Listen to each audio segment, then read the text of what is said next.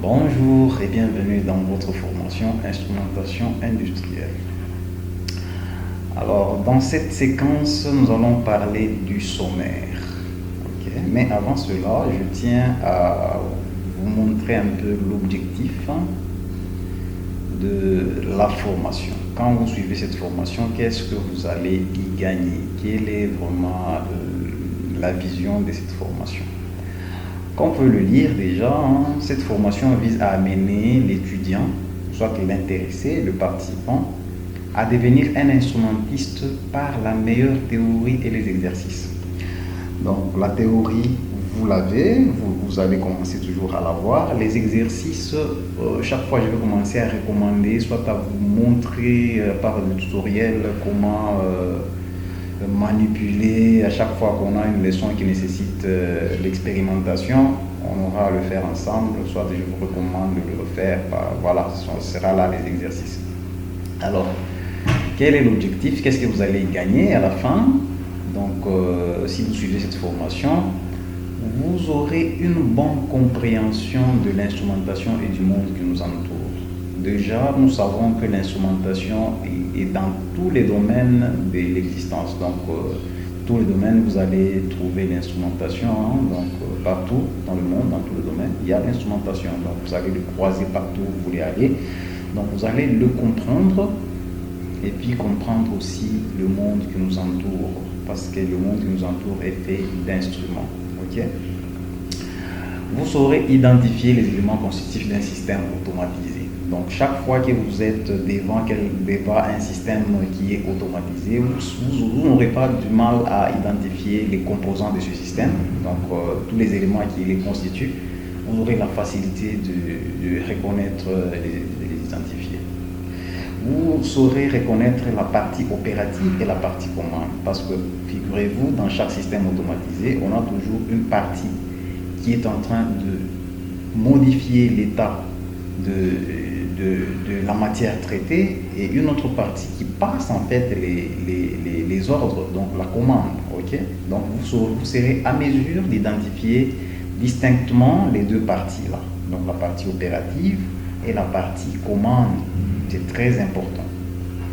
Vous saurez interpréter le système IHM, ok, ou le système SCADA et aussi le pupitre opérateur. Donc un système IHM, c'est tout simplement l'interface qui permet à l'homme d'entrer en communication avec une machine. Donc tout simplement c'est ça.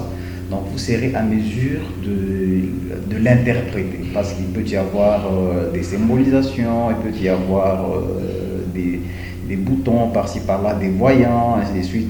Donc, en suivant cette formation, vous serez à mesure d'interpréter un système SCADA, le pupitre, les IHM. Ce ne sera pas un problème pour vous. Vous aurez la capacité de faire un bon diagnostic lorsqu'il s'agit d'une panne ou bien d'un dysfonctionnement. Lorsque vous êtes en présence d'une panne, il y a une panne qui se déclare, soit un dysfonctionnement, vous n'aurez pas beaucoup de difficultés à faire un bon diagnostic.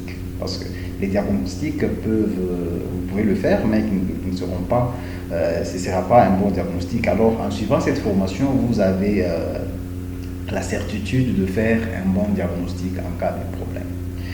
Vous aurez la capacité d'accroître votre rendement, étant donné si, par exemple, vous êtes déjà un instrumentiste, en suivant cette formation, vous allez accroître votre rendement. Si vous n'êtes pas instrumentiste, en suivant cette formation, même dans les domaines qui semblent ne pas a priori avoir l'intérêt de l'instrumentation, vous allez vous rendre compte qu'en suivant cette formation, vous allez accroître votre rendement parce que vous allez mieux comprendre le monde qui vous entoure.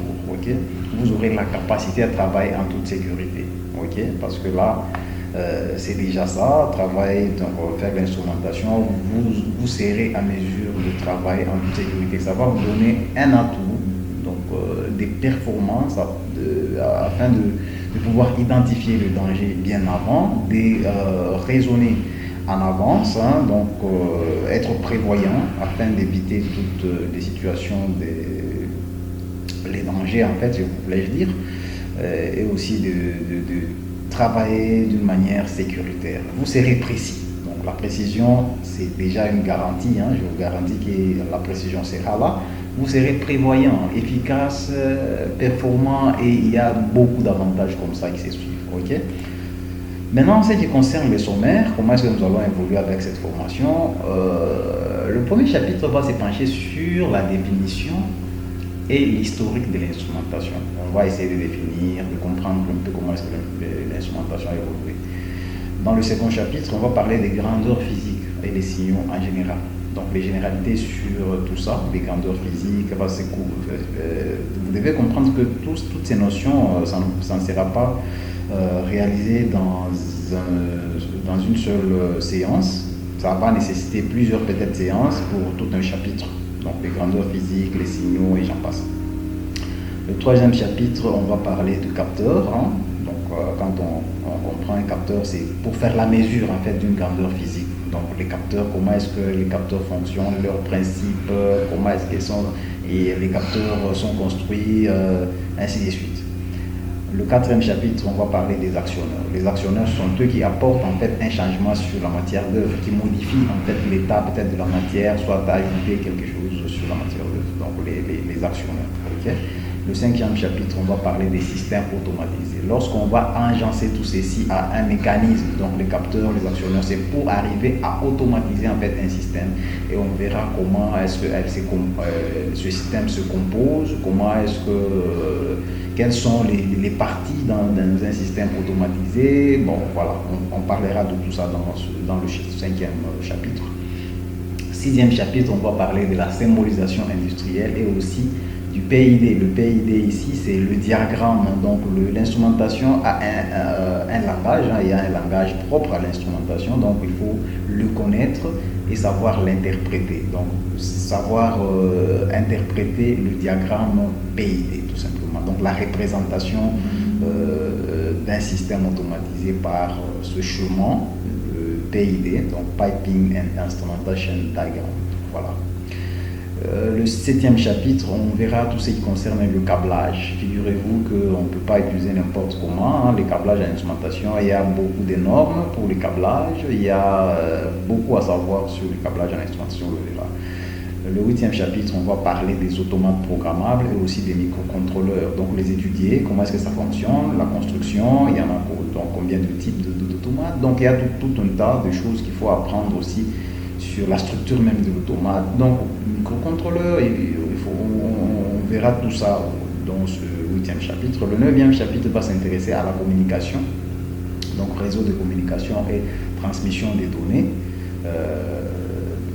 Les signaux, les données, comment est-ce qu'on fait, on arrive à communiquer avec les machines, comment est-ce que les machines entre eux-mêmes peuvent communiquer, échanger les données, comment est-ce qu'ils réceptionnent les signaux. C'est le neuvième chapitre qui va couvrir toutes ces notions. Le dixième chapitre, on va brièvement essayer de faire un peu de la programmation industrielle, hein. Donc comment est-ce qu'on arrive en fait à programmer les automates, les microcontrôleurs. On verra quelques logiciels de programmation et quelques langages de programmation ici. Le 11e chapitre, pour finir, va s'intéresser à la régulation. Donc régulation, et en général on va parler des types de régulation et tout ce qui concerne la régulation en fait sera couvert dans ce chapitre.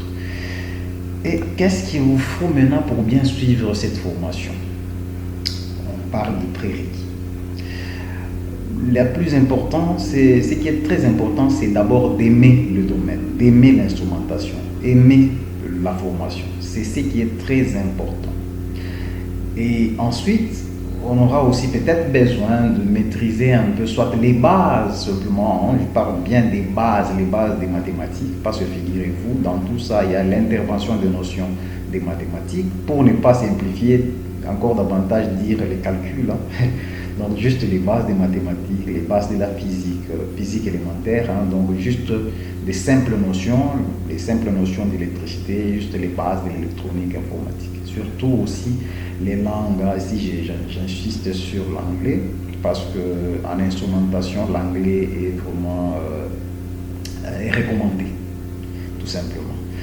Et je crois que je vous laisse, je vous dis tout simplement merci pour votre attention et à la prochaine.